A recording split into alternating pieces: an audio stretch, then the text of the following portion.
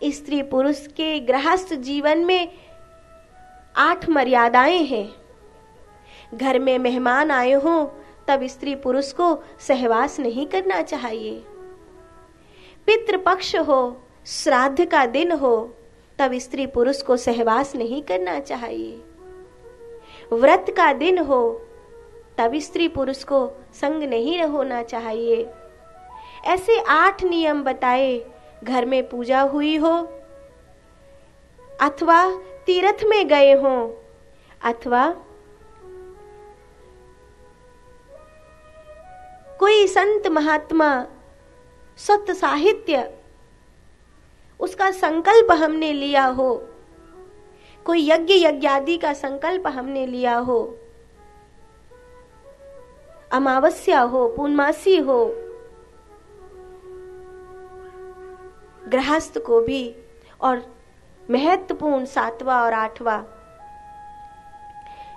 जब भोर की ब्रह्म मुहूर्त की बेला हो या सांझ दिन मुद रहा हो, उस समय भी स्त्री पुरुष को सहवास नहीं करना चाहिए।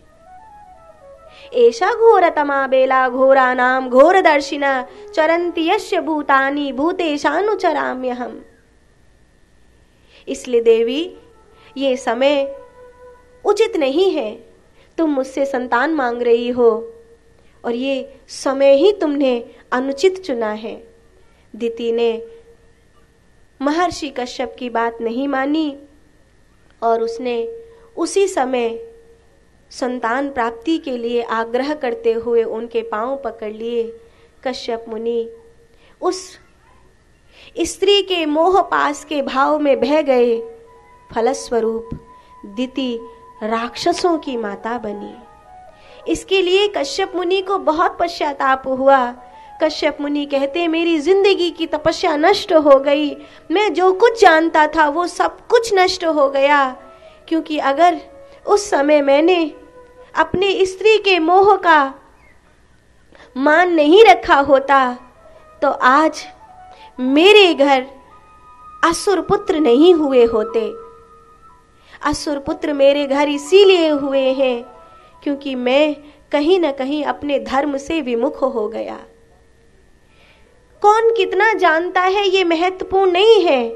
महत्वपूर्ण ये है कि उस जाने हुए को समय पर अपना पाता है या नहीं अपना पाता है। जो अपने जाने हुए को समय पर नहीं अपना पाता है उसका जानना नहीं जानना दो कौड़ी का है। मैं जानता हूं लेकिन जब उसकी बारी आई और तब मैं उसको भूल गया तो मेरी विद्या पाना नहीं पाना किसी कारण ने परशुराम जी से विद्या प्राप्त करी थी। और परशुराम जी से विद्या प्राप्त करके कर्ण ने उस समय ये कहा था कि मैं ब्राह्मण हूं, तथापि वो ब्राह्मण नहीं थे। झूठ बोला उन्होंने। एक बार लगभग जब विद्या पूरी हो गई थी तो परशुराम जी कर्ण के घोंटू पे सिर रख के सो रहे थे क्योंकि वो उनका सबसे प्रिय शिष्य हो चुका था। लगभग उस परिसर में बहुत उनके निकट का शिष्य हो चुका था। वृक्ष के नीचे ऐसे बैठे थे और वो कर्ण के घोंटू पे सिर रख के सो गए। अपने गुरु को अपने घोंटू पे सिर रख के सोया हुआ देख कर्ण बहुत खुश हुआ। बहुत प्रेम से उसने एक पत्तियों का समूह उठाया और अपने गुरु को पंखा करने लगा और मेरे गुरुदेव की नींद न खुले इसके लिए उसने अपने शरीर को स्थिर कर लिया। उसी समय एक जहरीला कीड़ा उसे आकर काटने लगा। रक्त बह रहा था, पीड़ा बहुत हो रही थी, लेकिन चूंकि वो एक श्रेष्ठ बलवान योद्धा था उसने अपने शरीर को इस प्रकार स्थिर कर लिया कि उस पीड़ा का आभास तनिक भी होने नहीं दिया। जब रक्त की धार बहती हुई परशुराम जी के शरीर तक पहुंची और उनको कुछ गीला गीला लगा, वो उठे, देखा रक्त, तो उन्होंने सोचा मेरे शरीर में कोई कीड़ा खा गया है। क्योंकि वो भी अत्यंत बलवान है, कीड़ा खाए तो उनको भी पता नहीं चलेगा जल्दी से। तो लेकिन इसका आभास मुझे क्यों नहीं हुआ, ये रक्त क्यों बह रहा है? तो उन्होंने देखा कि ये मेरा रक्त है ही नहीं, और तभी उन्होंने देखा कि कर्ण का शरीर नीला पड़ गया है। कर्ण को किसी जहरीले कीड़े ने खाया है। परशुराम जी ने उसी समय कुछ औषधीय पत्तियां लेकर उस घाव पर लगाया, कर्ण का जहर खींचा, कर्ण को होश आया, और परशुराम जी ने कहा, तू ब्राह्मण नहीं है, तू ब्राह्मण का बालक नहीं है, तूने मुझसे झूठ बोला है, तू एक क्षत्रिय पुत्र है। नहीं नहीं गुरुदेव, मैं ब्राह्मण पुत्री ही हूं। अपने गुरु से मिथ्या भाषण करता है। ब्राह्मण का बालक इतनी पीड़ा कभी नहीं सह सकता। तू क्षत्रिय वंशी है, सत्य कह। कर्ण ने हाथ जोड़ लिए, और जैसे ही कर्ण ने हाथ जोड़े, परशुराम जी ने कहा, जिस समय तुझे मेरी इस विद्या की सबसे अधिक जरूरत होगी, उस समय तू भूल जाएगा, क्योंकि तूने झूठ बोलकर मुझसे ये प्राप्त किया है।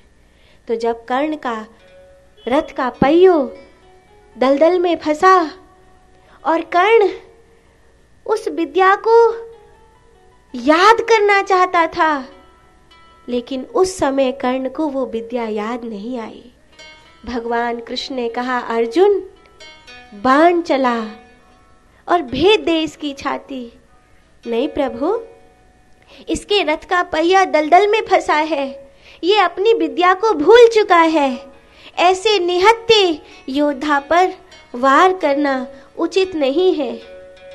भगवान कृष्ण कहते हैं, मैं जानता हूं क्या उचित है, क्या उचित नहीं है।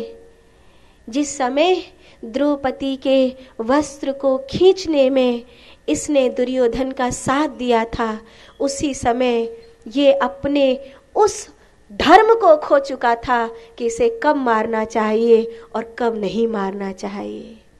इसलिए अर्जुन, इसे इस समय मार देना ही धर्म है।